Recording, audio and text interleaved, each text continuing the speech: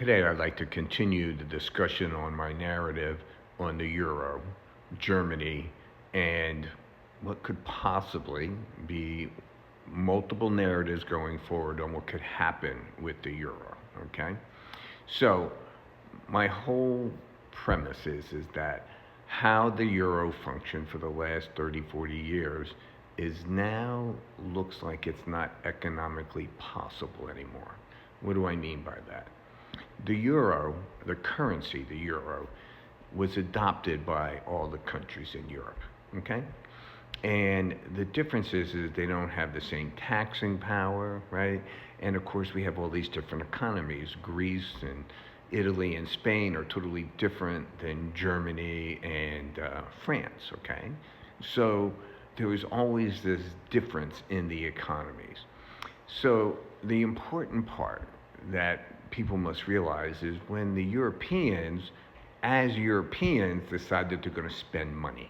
Okay, they're going to do QE, we'll say. Okay, so and they're doing QE not as European Union, but at each individual country level. So they issue their own bonds in their own currency: Italian bonds, Greek bonds, French bonds, German bonds. Okay. Now, because it's under the euro, they all have to sign off on this. And the biggest one to sign off, of course, is Germany, because they're the biggest economy. They're a tremendous global exporter. And as we know, they're very frugal, and they made sure that they didn't have great deficits. And they would impose conditions upon the other countries so that you could get Germans' approval to issue this new debt. Okay? So Germany would approve this debt because there was a cost benefit there. The biggest cost to Germany is that they may have to belly up for those bonds in the future.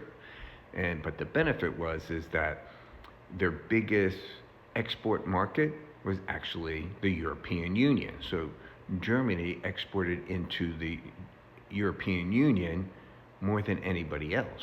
Okay, now they're big exporters today to China and to the United States, but for a while there, the biggest ones were the Europeans.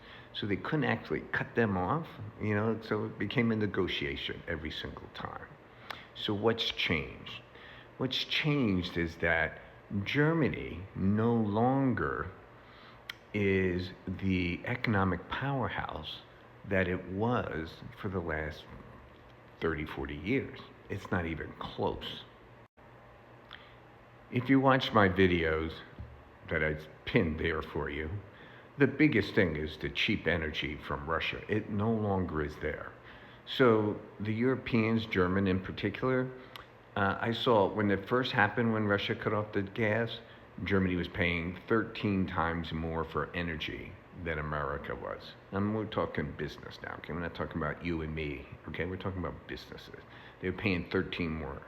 Now I heard it's down to like 8 or 9 times, but how can you compete in chemicals, steel, cars, anything else that you manufacture that takes gas in when you're paying 9 times more than your competitors, okay? So, also, we talked about that the Europeans generally have a major demographic issue. So Germany is slightly behind Greece, Spain, and Italy, who are the worst in the European Union, but we're only talking a couple years. And they're all fighting immigration. You see that every time you watch Europeans, all they talk about is immigration, all right? But the biggest thing is look at Germany. They have not grown for the last 6 years. So coming out of COVID, which was everyone went down, okay? But we all know that America now is leading the pack and coming back and continuing to grow. But you can see here that Germany literally stopped growing, okay? And it all became because of their energy crisis that they're facing.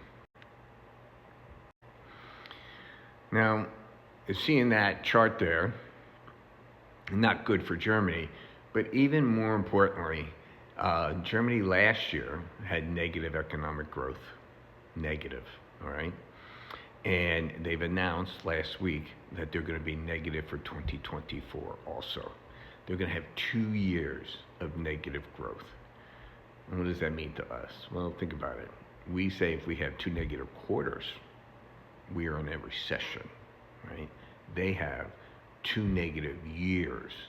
So I would say Germany would have addressed this immediately, just like we would have.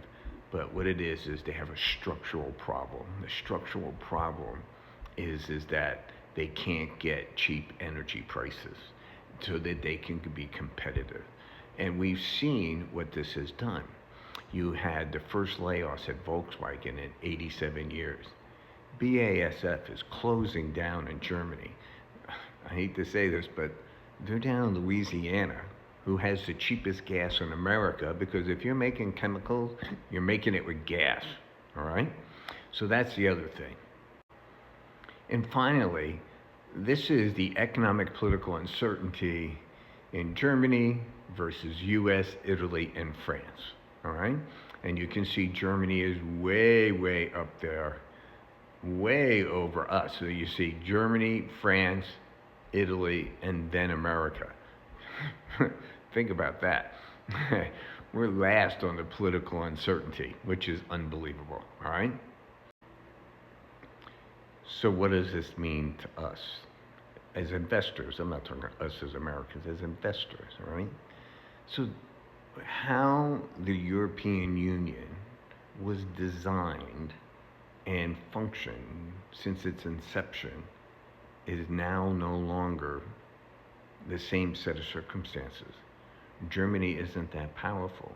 That's why when I saw that UniCredit jumped onto Commerzbank, I was like, Germany's going to fight this. And by the way, they announced Friday they're going to fight it tooth and nail. But the EU saying, no, these are the rules, and they're playing by the rules. And if they want your bank, they should take the bank. And don't forget, your airline took over Air Italia last year. So what's the difference? Why you can take over them, but they can't take over you? The pushback is strong. Also, you have 7 European countries that are above the 3% deficit spending. And they're all asking for more time out to 28 and 29 to get it down to 3%. Germany is fighting that because Germany wants everyone to be frugal, but I don't think there's going to be major pushback there.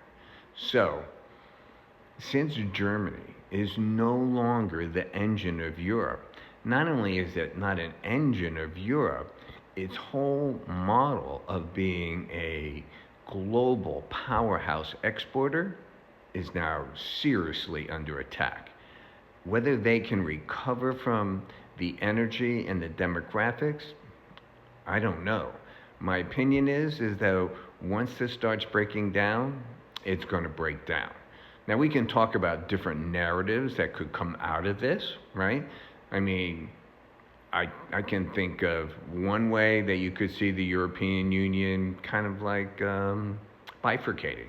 You could see Germany, Sweden, and the Netherlands going one way, forming their own, German union.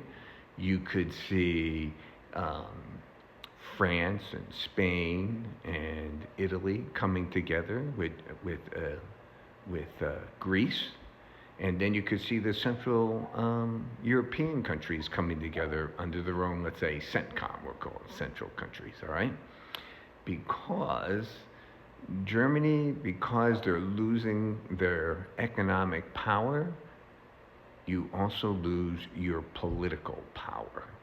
So does the euro survive this?